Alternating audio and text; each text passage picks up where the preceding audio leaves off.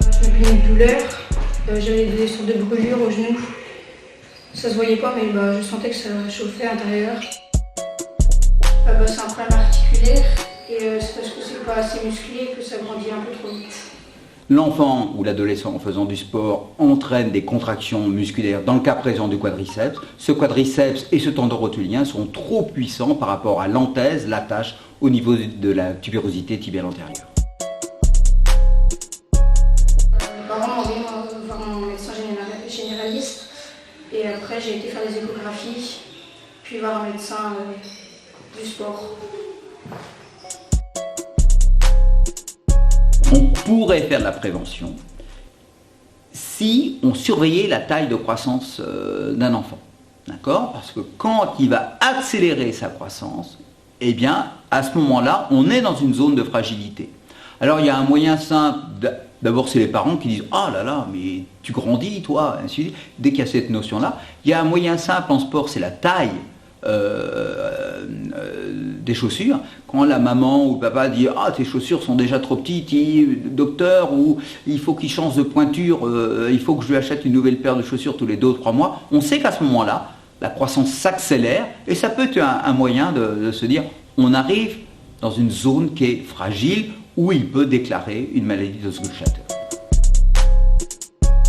J'ai évité tous les sports de pivot et dès que je sentais, il fallait que je sorte sur le banc et dès que j'étais allumée, je pouvais rentrer. Ça brûlait de plus en plus et j'ai eu des séances de kiné et ça faisait mon mal. Le traitement, ça serait presque d'abord de la prévention. Dès que l'adolescent commence à souffrir au niveau de ce genou, de diminuer la quantité ou la qualité de l'activité physique. Il fait 8 heures de sport, on passe à 5 heures. Et puis de faire de la rééducation.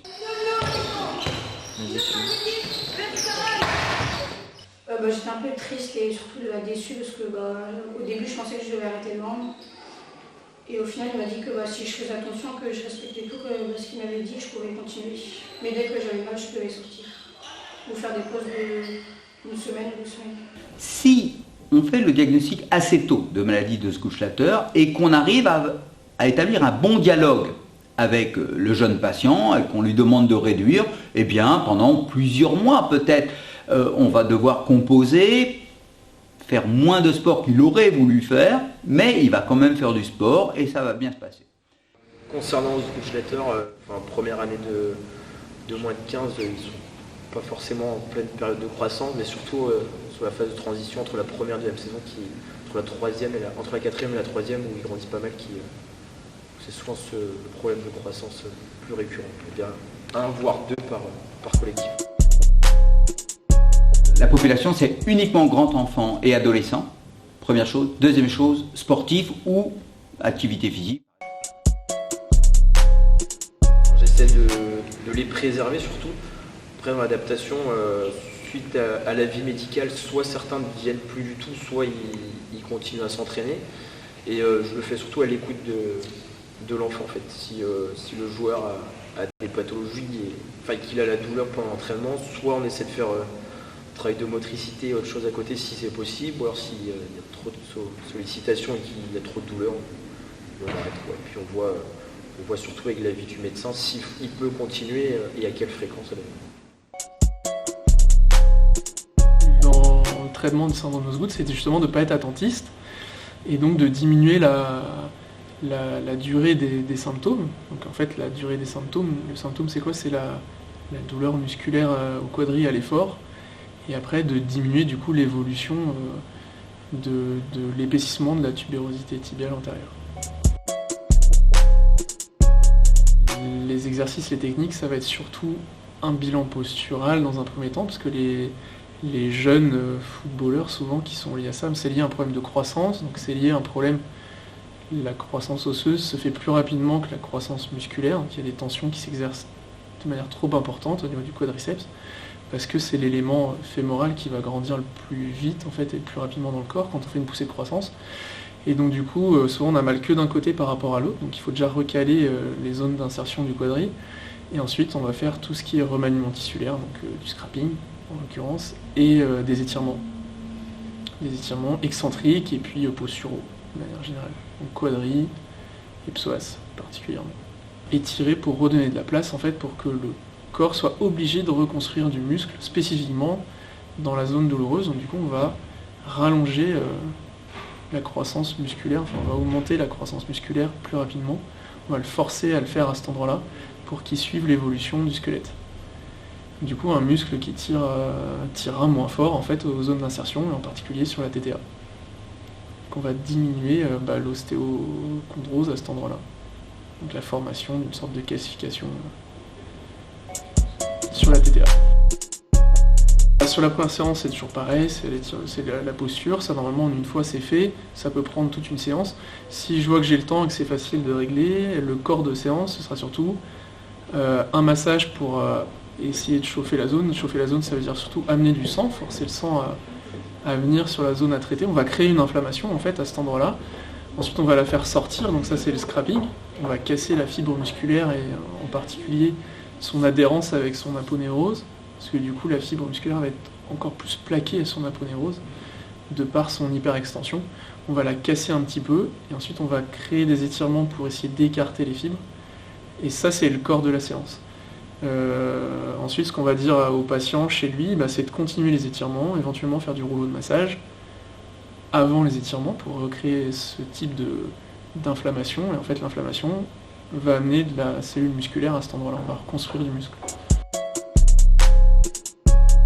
On a tendance à dire que l'Osgood-Schlatter c'est 6 mois, 8 mois d'arrêt, mais en fait, parce que c'est le temps que va mettre le corps pour s'adapter, mais nous on va forcer une adaptation en fait. Enfin moi c'est comme ça que je fonctionne, on force une adaptation. Du coup sur cette année-là, peut-être les Osgood ça commence à 13-14 ans à peu près, c'est la première poussée de croissance chez les garçons qui sont plus précoces que les autres. Et du coup on va pouvoir leur faire jouer, parce que finalement le remettre dans son sport c'est aussi le renforcer musculairement. Si je lui dis de rien faire, quand il va reprendre le foot ou quelconque autre sport, ça va être compliqué pour lui musculairement. Il se sera tellement désentraîné en fait qu'il va tout de suite ressentir les symptômes. Alors que si on l'accompagne comme ça, j'arrive en 2-3 séances à le remettre sur le terrain pendant 8 mois, et puis par contre il va revenir peut-être 8 mois, 1 an après, sa poussée de croissance suivante. On va refaire la même chose, et si lui il a été malin et qu'il m'a écouté, il va faire de la prévention entre temps. Donc ça veut dire qu'au long de sa croissance, il va faire se masser la cuisse, du rouleau de massage pour faire du scrubbing à la maison et de la posturo en étirement. Du coup il se traite tout seul. Donc, je devais avoir autour de 12-13 ans. Je jouais au foot et le souvenir que j'ai, c'est d'avoir eu une reprise de volée dans mon genou gauche. Et à partir de là, les douleurs ont commencé. Mais je ne suis pas sûr de moi à 100%, j'avais peut-être déjà un petit peu mal avant. Toujours est-il que les douleurs ont été de plus en plus importantes. Il y a une déformation qui s'est prononcée au fur et à mesure de mon genou. Et les douleurs étaient invalidantes, je ne pouvais pas rester longtemps, je ne pouvais pas courir ni quoi que ce soit. Donc ça a été un arrêt du sport pendant plusieurs mois, une demi-année scolaire si je me rappelle bien. Et puis après, j'avais repris mes activités. Cependant, j'avais énormément mal dès qu'il y avait un contact avec la TTA. Le moindre contact, c'était terriblement douloureux, même en dehors, une fois que ça a été réglé. Absolument aucune séquelle. Aucune séquelle. Et en fait, il y a eu un changement parce que ma TTA est restée longtemps sensible, même après à l'âge adulte. Et je me suis mis à faire de l'aïkido, je crois que j'avais 23 ans, donc c'était 10 ans après cet épisode-là, donc mon genou était toujours douloureux quand j'y touchais. Et en fait, en position d'aïkido, il faut te mettre en position Saiza, là, appui sur les genoux. Et en fait, je m'apercevais que j'étais même pas capable sur un tatami de poser ma TTA, ça me faisait terriblement mal. Et je me suis rendu compte qu'en exposant progressivement ma tubérosité tibiale à cette contrainte d'appui, eh bien, séance après séance, c'était de moins en moins douloureux. Et j'ai pu même réussir à me mettre en appui sur du parquet au fur et à mesure, en exposant progressivement et régulièrement justement l'appui sur la tubérosité tibiale. Je pense que les tissus ont dû s'épaissir, se renforcer, ça a dû créer un cal au fur et à mesure, et maintenant je suis capable de me mettre en appui sur mon genou sans la moindre douleur. Les séquelles sont rares, mais on en voit parfois, c'est-à-dire que l'os, pendant toute la maladie active, essaye de se défendre par rapport à cette traction excessive. Et cette défense fait qu'on peut avoir une hypertrophie de la tubérosité tibiale antérieure, qui va rester toute la vie. Donc on va rester avec une boule à l'avant du genou, et c'est vrai que cette boule un peu simplement esthétique, dirons-nous, Sauf les gens qui, par leur profession, sont obligés d'être à genoux, ce sont les carreleurs, les moquettistes, les gens comme ça, qui vont bien évidemment être très gênés par cette protubérance osseuse. Donc c'est les rares séquelles qu'on voit sont celles-là.